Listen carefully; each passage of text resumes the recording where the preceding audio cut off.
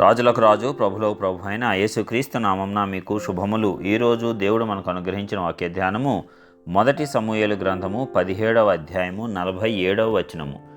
అప్పుడు యెహోవా కత్తి చేతను ఈటె చేతను రక్షించువాడు కాడని ఈ దండువారందరూ తెలుసుకొందురు. యుద్ధము యెహోవాదే, ఆయన మిమ్మును మా చేతికి అప్పగించునని చెప్పాను. ప్రియులారా, ఈ వాక్య ధ్యానం మనందరికీ తెలిసిందే. మరి ఫిలిస్తీయుడైనటువంటి గొల్యాతు ఆజానుబాహుడు, యుద్ధ నేర్పరి. అతన్ని చూసి, అతని యొక్క ఆకారమును చూసి ఇశ్రాయేలు జనులందరూ భయపడిపోయారు, సౌలుతో సహా. సౌలు తన గుడారంలోంచి బయటికి రావట్లే.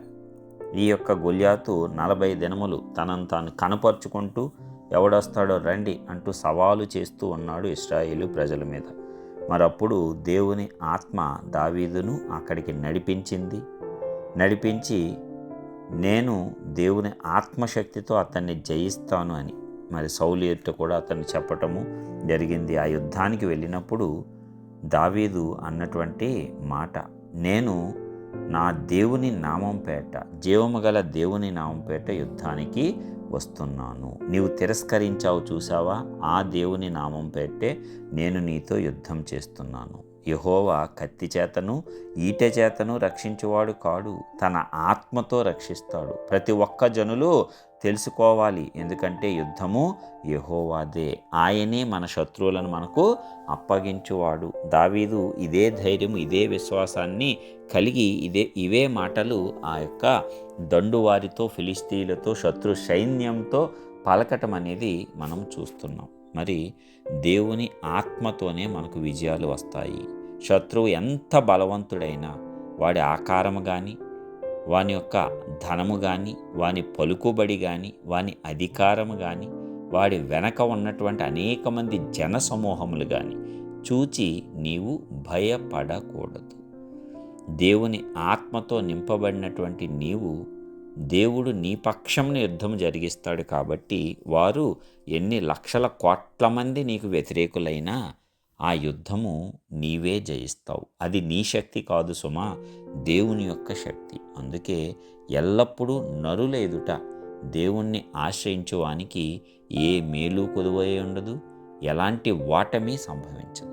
మరి ఇదే రీతిగా దావీదు యుద్ధం ఎవరిదన్నాడు? యెహోవాదే, దేవునికి అప్పగించాడు. నీ సామర్థ్యము సరిపోదు శత్రువుతో యుద్ధం చేయటానికి, నీ సామర్థ్యం సరిపోదు ఎదిరించటానికి, నీ సామర్థ్యము సరిపోదు ఎదిరించి నిలవబడగలగటానికి.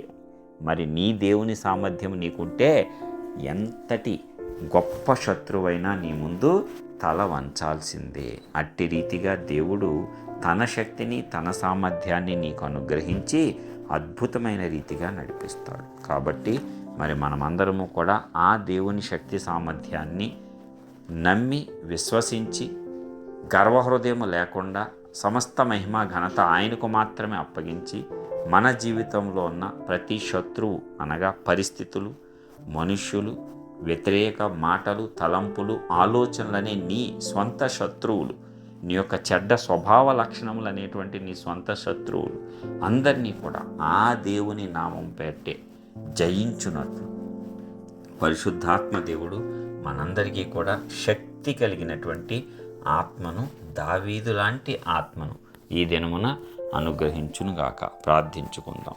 సర్వోన్నతుడా, సర్వశక్తిమంతుడైన దేవ, ప్రియ పరలోకపు తండ్రి, మీ ఘనమైన శ్రేష్టమైన నామానికి వందనాలు చెల్లిస్తున్నాం. ఇప్పటివరకు అద్భుతమైన, ఆశ్చర్యకరమైన నీ కాపుదల్లో భద్రపరిచినందుకు వందనాలు. అవునయ్యా, మరి ఒక నూతన దినమును మా జీవితాల్లో మీరు అనుగ్రహించి ఉన్నారు. మరి నిన్నే నమ్ముకొని ఉన్నాం, నిన్నే ఆశ్రయిస్తూ ఉన్నాం.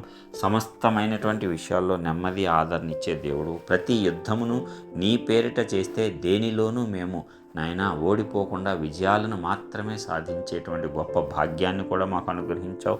ఈ రోజు నుంచి దావీదు లాంటి ఆత్మ మా అందరికీ అనుగ్రహించి, దావీదు లాంటి హృదయాన్ని నీ పట్ల, నీ చిత్తమును తెలుసుకొని ఎలాంటి యుద్ధాలు ఎలాగ చేయాలో ఆ యొక్క జ్ఞానాత్మతో మా అందరినీ కూడా నింపి నడిపించి, మీ నామాన్ని మా ద్వారా ఘనపరచుకోవాల్సిందిగా, సమస్త విషయాలలో కూడా మాకు విజయాన్నిచ్చి, ప్రతి దానిలో కూడా శత్రువు మీద మేము జయించేటట్లు చేసి, మీ నామాన్ని మా ద్వారా ఘనపరచుకోవాల్సిందిగా యేసు పరిశుద్ధ నామమున ప్రార్థించి విశ్వాసంతో పొందుచున్నాం పరలోకపు తండ్రి.